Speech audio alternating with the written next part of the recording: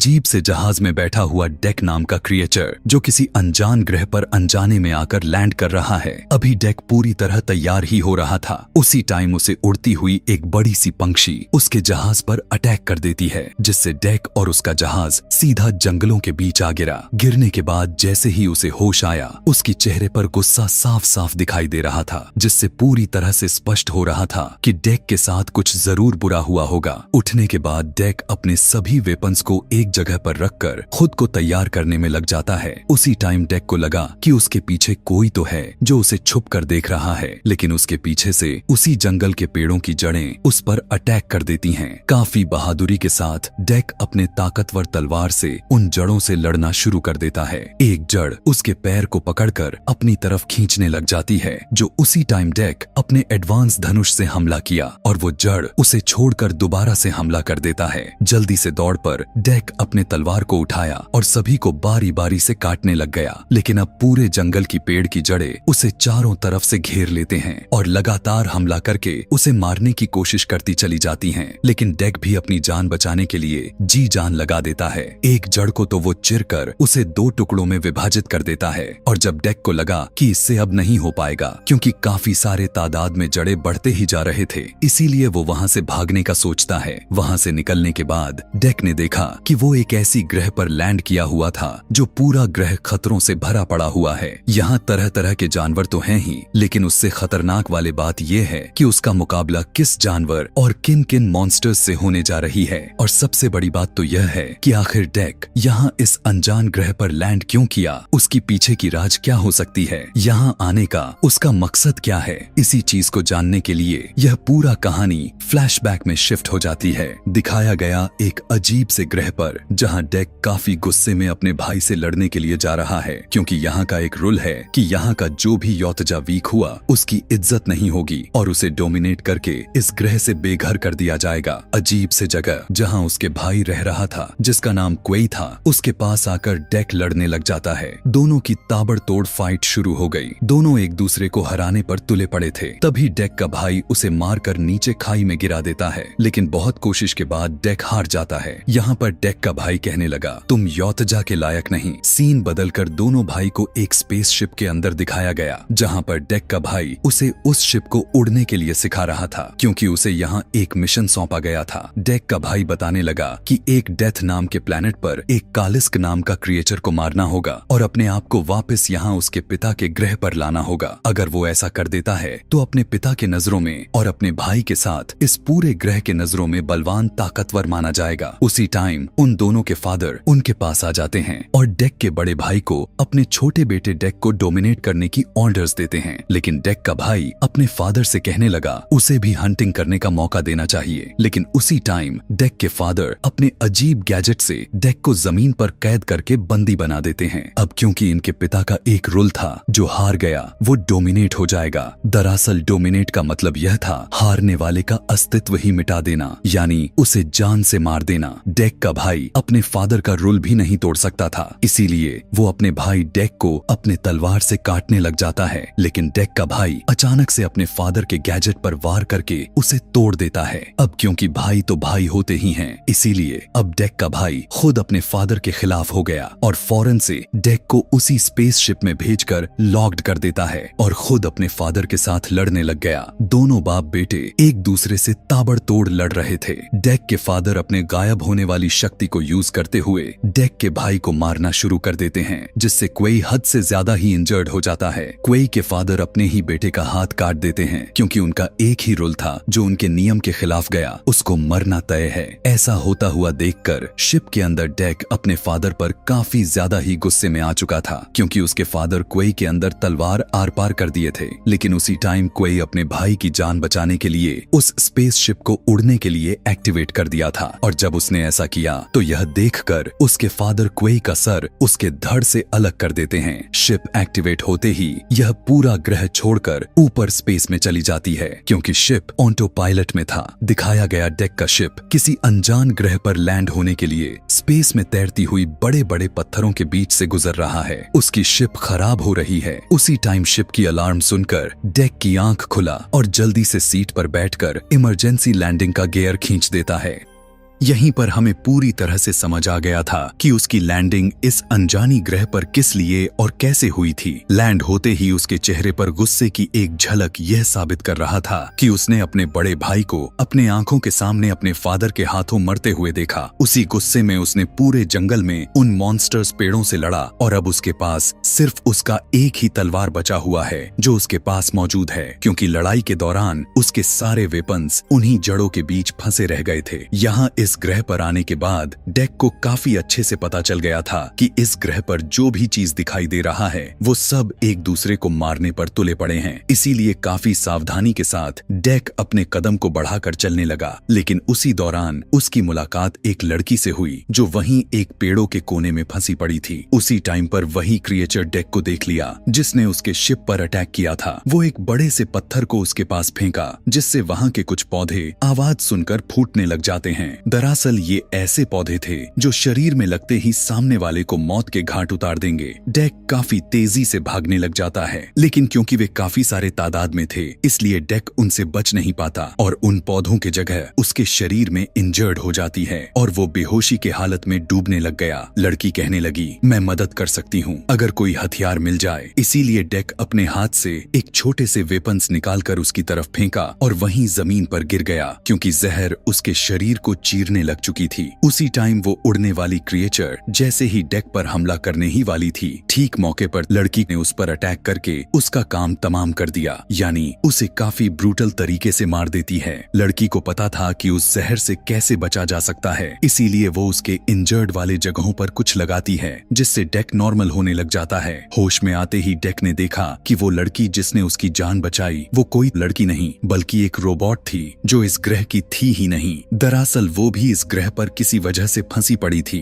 Deck को पता चला कि इस लड़की का नाम थिया है। अब क्योंकि डेक का मिशन कालिस्क को मारना और अपने ग्रह पर वापस लौट कर जाना था, इसीलिए थिया उसे कालिस्क के पास लेकर जाने की डील करती है। दरअसल उसे पता था कि कालिस्क कहाँ होगा क्योंकि थिया बिना पैर के चल नहीं सकती थी और डेक इस पूरे खतरनाक ग्रह से बिल्कुल अनजान था। इसीलिए दोनों अपने सफर की तरफ चल पड़ते हैं। रास्ते में काफी सारे अजीबों गरीब तरह के क्रिएचर इन पर अटैक करने की कोशिश करते हैं, लेकिन बचते बचाते हुए इनका सफर अभी भी जारी रहा। आगे बढ़ते हुए इनकी सफर वहाँ पर अटक जाती है जहाँ के खेतों में किसी अनाज की तरह कांच का पौधे उग रहे थे। उसी खेत में काफी सारे अजीब से जानवर उस कांच को किसी घास की तरह खा रहे थे। दरअसल इस क्रिएचर का नाम बॉन बाइसन था। थिया बताती है यही कालिस्क का टेस्टी खाना है और अगर कालिस्क को मारना है तो इसे मारकर उसके मिट को उसके सामने रखना होगा। तभी उसी टाइम एक अजीब सा क्रिएचर आ टपक जाता है जो दिखने में बिल्कुल किसी मासूम बच्चे की तरह लग रहा था, लेकिन ऐसा कुछ भी नहीं था। वो फौरन से उन बॉन बाइसन जानवर को खेतों से भगाने लग जाता है और डेक फौरन पेड़ों से छलांग लगाते हुए उसके ऊपर चढ़ गया, मगर इस बार वो अपने काम को अंजाम देने में नाकाम रहा। अब क्योंकि वो छोटा सा मासूम क्रिएचर उस बॉन बाइसन को बचा रहा था, इसीलिए वो डेक से लड़ने लग जाता है और उसको गले से डेक पकड़ लिया। तभी थिया को एक बहुत ही बड़ा खतरा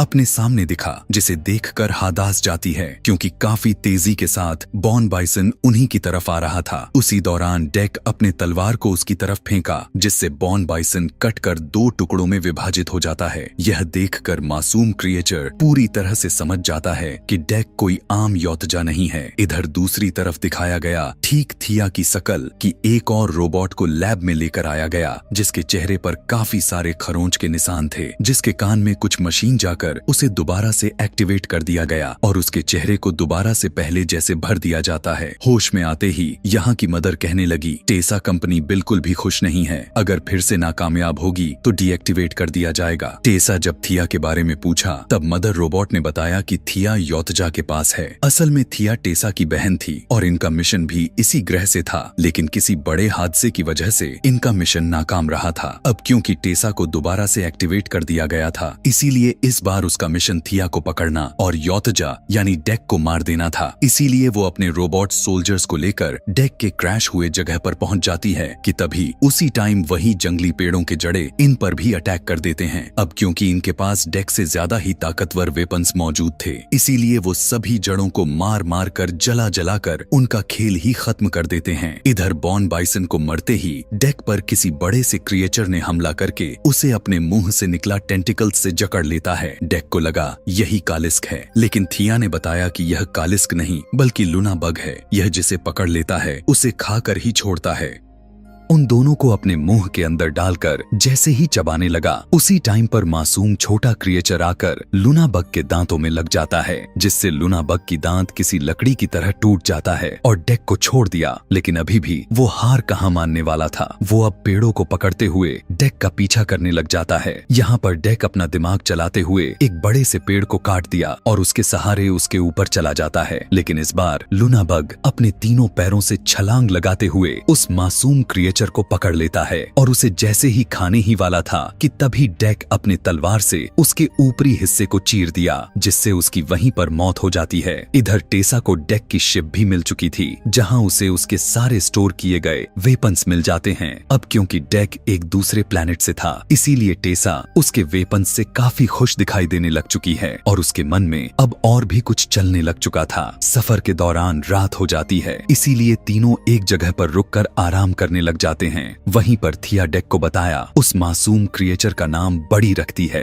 क्योंकि वो उन्हें मारने के लिए नहीं आया था, बल्कि वो तो इस पूरे ग्रह के जीव जंतु की मदद करता चला आ रहा है। सुबह को दिखाया गया थिया काफी अपसेट लग रही थी, क्योंकि अपनी टीम से बड़ी को डेक ने निकाल दिया था, यानी जहां पर वे पिछली रात सोए हुए थे वहीं पर उसे छोड़ दिया था। अब थिया और डेक उस जगह पर पहुंच जाते हैं जहां टेसा और उसकी बहन थिया का ठिकाना था। यही जगह थी जहां पर उनका मिशन फेल हुआ था कि तभी थिया अपने पैर को देख लेती है और जल्दी जल्दी से अपने पैर को जोड़ने लग जाती है, इससे पहले कि टेसा अपने आर्मी को लेकर यहाँ आ जाए और इनके मिशन को यहीं पर बर्बाद कर दे। लेकिन यहाँ पर थिया के द्वारा डेक को पता चला थिया ने अपने लोगों को यानी टेसा को पहले ही यहाँ का लोकेशन भेजकर कंपनी को इन्फॉर्म कर चुकी है कि योतजा यहाँ पर मौजूद है। इतना सुनते ही डेक गुस्से से पागल हो जाता है। थिया कहती है अब तुम्हें यहाँ से जाना होगा। दरअसल थिया और उसके साथियों को कंपनी ने उन्हें यहाँ कालिस्क को पकड़ने के लिए ही भेजा था, लेकिन यहाँ पर डेक फैली हुई फ्यूल में आग लगाकर काफी जोर से ब्लास्ट कर देता है। अब धुएं की वजह से एक बहुत ही बड़ा क्रिएचर डेक के सामने आ टपकता है। इस बार ये क्रिएचर पिछले सारे क्रिएचर से काफी खतरनाक दिखाई दे रहा था। आते ही वो डेक को उठाकर फेंक देता है, लेकिन डेक जल्दी से उठकर अपने तलवार से उसके नीचे की पेट को चीर देता है, लेकिन उसके कुछ भी फर्क नहीं पड़ता, यहाँ तक कि उसकी पूंछ को काटकर अलग कर देता है। लेकिन डेक ने देखा पलक झपकते ही उसका पूंछ रिजेनरेट होने लग गया और डेक को जकड़कर सीधा थिया के ऊपर ही फेंक देता है, जिससे उसका जुड़ रहा पैर फिर से अलग हो गया। इसी गुस्से में आकर थिया गन से उस बड़े से क्रिएचर पर अटैक कर देती है। उसी दौरान डेक पीछे से उसके ऊपर चढ़कर उसके सर को काटकर उसके धड़ से ही अलग कर दिया, लेकिन इस बार भी उसका सर उसके बॉडी से अटैच होकर दोबारा से जिंदा हो गया। यह देखकर डेक पागल सा हो जाता है, लेकिन अब क्रिएचर बहुत ही ज्यादा गुस्से में आकर उसे दबोच लिया और जैसे ही उसे खाने ही वाला था कि तभी उसे डेक के बॉडी से कुछ स्मेल आने लग गया। ठीक उसी टाइम पर टेसा आकर एक बॉम्ब फेंककर क्रिएचर के साथ डेक को फ्रिज कर देती है। दरअसल यह फ्रिज करने वाला बॉम्ब किसी और का नहीं बल्कि डेक का ही था, जो उसने उसके शिप से लिए थे। होश में आते ही डेक को पता चला कि थिया उसकी मदद कर रही है, लेकिन थिया को तो बंदी बना लिया गया था। टेसा अपनी एडवांस मशीन से उसके ब्रेन को स्कैन करना शुरू कर देती है। टेसा यहाँ स्कैन के बाद डेक को बताती है कि अब से तुम वेलेंड यूतानी कॉर्पोरेशन कंपनी के प्रॉपर्टी हो। इतना कहकर वो उसके दिमाग से छेड़छाड़ करने लग जाती है और यहाँ पर पूरी तरह से कंफर्म हो जाता है कि टेसा बहुत ही खतरनाक मशीनरी रोबोट है। असल में वो डेक की दिमाग को अपने फायदे के लिए यूज करना चाहती थी। उसका मानना था कि अगर वो उसे मारकर उसके बॉडी पार्ट्स निकाल ले तो उसके कामों में अदा रोल कर सकता है, इसीलिए वो उसे और भी ज्यादा तड़पाने लग गई कि तभी थिया मशीन को खुद ही बंद कर देती है। तभी एक सोल्जर आकर टेसा को कहने लगा कि आपके लिए मदर ने एक मैसेज भेजी है। उसके यहाँ से जाते ही डेक थिया से अपने भाषा यानी अपने ग्रह के लोगों जैसा बातें करने लग गया। अब क्योंकि थिया के अलावा यहाँ इस मशीन के अंदर किसी भी सोल्जर्स को नहीं पता था, इसीलिए जल्दबाजी में उनके आने से पहले ही थिया डेक को आजाद कर देती है और इसी का फायदा उठाते हुए वो यहाँ से भाग जाता है। सारे सोल्जर्स उसे शूट करने लग गए, लेकिन एक भी गोली उसको छू तक नहीं पाई और डेक सीधा काफी ऊंचाई से पानी में गिर गया। इधर वेलेंट यूतानी कॉर्पोरेशन कंपनी को दिखाया गया जहां पर थिया को डीएक्टिवेट करके उसे एक बॉक्स में कैद कर दिया गया था। उसी रात डेक सीधा अपने उसी क्रैश हुए शिप के पास आया था जहां पर वो अपने भाई के मौत को लेकर काफी परेशान हुआ दिखाई दिया। काफी इमोशनल में आकर अपने जहाज को चेक करने लग जाता है और यहीं पर वो ठान लेता है कि वो अब बिना कालिस्क को मारे बगैर नहीं जाएगा। पहले वो उसी कांच वाली खेत के पास जाकर उसका तलवार बनाया और उस 3 पैरों वाले क्रिएचर जो अब मर चुका था उसका दांत उखाड़ लिया।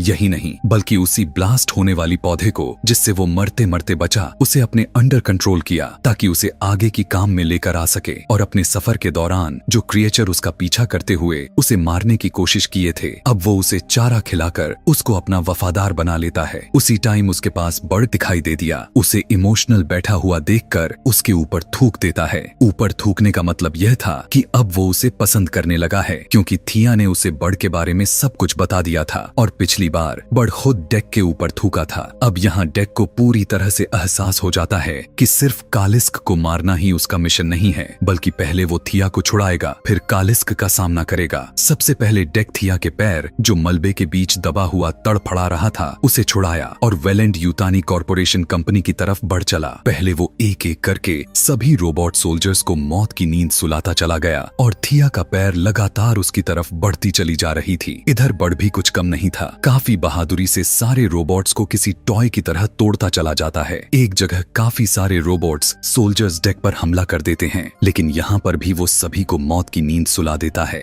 इधर जैसे ही थिया का पैर थिया के पास आया उसी दौरान वहाँ पर काफी सारे सोल्जर्स आ गए और इनमें काफी तगड़ी लड़ाई शुरू हो जाती है। एक सोल्जर जैसे ही थिया को खत्म करने वाला था लेकिन उसी दौरान थिया का पैर उसे मौत के घाट उतार दिया मार देता है। यहाँ पर डेक को देख थिया काफी खुश हो जाती है क्योंकि डेक कालिस्क का मिशन छोड़कर उसके पीछे आया था। अब क्योंकि थिया एक रोबोट तो थी लेकिन उसके अंदर की इमोशन बाकी रोबोट से काफी ज्यादा मात्रा में थी। यहाँ पर पता चला था कि बड़ एक लेडी है और वो एक छोटी बच्ची है। डेक का मिशन कालिस्क को पूरी तरह से खत्म करना था इसीलिए वो अपने आप को खुद काफी सारे सोल्जर्स का चारा बना लेता है। लेकिन उस सारे सोल्जर्स को यह नहीं पता था कि डेक उनके लिए पहले से ही जाल बिछाया हुआ था। वो जो सारे सामानों पौधों को इकट्ठा किया था उनकी मदद से सारे सोल्जर्स को पलक झपकते ही उड़ा देता है। लेकिन उसी टाइम टेसा एक बड़ी सी मशीन में सवार होकर डेक के पास आ जाती है। यहाँ जैसे ही टेसा उसे शूट करके मारने की कोशिश की डेक का खिलाया गया चारा वफादार क्रिएचर खुद को कुर्बान कर देता है और डेक की जान बचा लिया। अपने साथी को मरते हुए देखकर डेक का माथा ही खसक जाता है और फौरन टेसा से लड़ने लग जाता है। बड़ी सी मशीन के ऊपर चढ़कर टेसा के बॉडी में क्रिएचर से निकाला गया